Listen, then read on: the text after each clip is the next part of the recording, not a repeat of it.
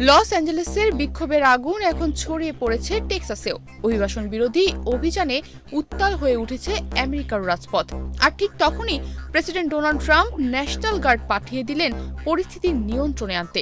কিন্তু প্রশ্ন হলো, এই ন্যাশনাল গার্ড আসলে কারা, কবে, কিভাবে তাদের নামানো হয়, আর কেন এই বাহিনী ঘিরে আমেরিকার রাজনীতিতে বারবার বিতর্ক ওঠে?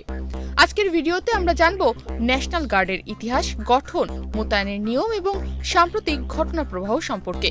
2025 সালের জুনে যখন আমেরিকার ক্যালিফোর্নিয়ার লস অ্যাঞ্জেলেস শহর উত্তপ্ত হয়ে ওঠে, তখন অভিবাসন বিরোধী অভিযানের প্রতিবাদে হাজারো মানুষ রাস্তায় নেমে আসে।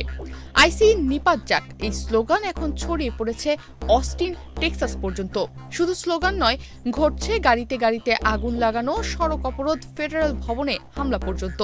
আর তাই প্রেসিডেন্ট ট্রাম্প 700 মেরিন সেনা এবং অতিরিক্ত 2000 ন্যাশনাল গার্ড পাঠিয়ে দিলেন পরিস্থিতি সামাল দিতে। এই সিদ্ধান্তেই নতুন করে আলোচনায় উঠে এলো ন্যাশনাল গার্ড। ন্যাশনাল গার্ড আমেরিকার সামরিক বাহিনীর একটি বিশেষ শাখা। তারা সেনাবাহিনী ও বিমান বাহিনীর রিজার্ভ ফোর্স হিসেবে কাজ করে।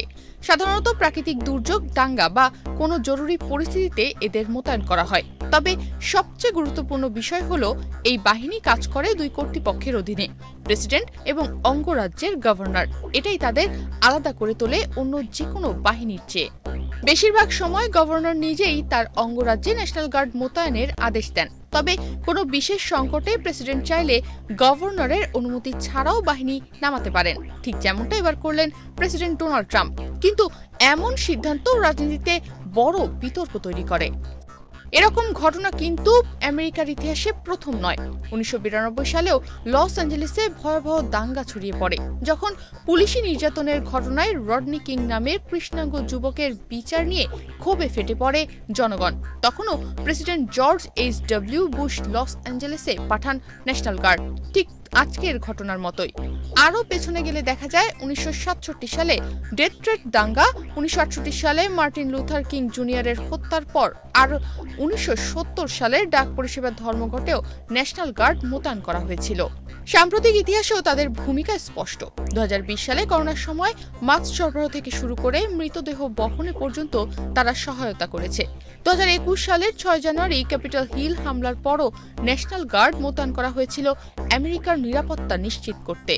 কিন্তু এবার ট্রাম্পের সিদ্ধান্তে ব্যাপক বিতর্ক সৃষ্টি হয়েছে। ন্যাশনাল গার্ড শুধু একটি বাহিনী নয়, এটি আমেরিকার আত্মপরিচয়েরও একটি অংশ। কিন্তু যখন তাদের মাঠে নামানো হয়, তখন রাজনৈতিক সিদ্ধান্তে প্রশ্ন ওঠে, গণতন্ত্রের ভবিষ্যৎ নিয়েও প্রশ্ন ওঠে। তনিমা রহমান, বাংলাদেশ প্রতিদিন।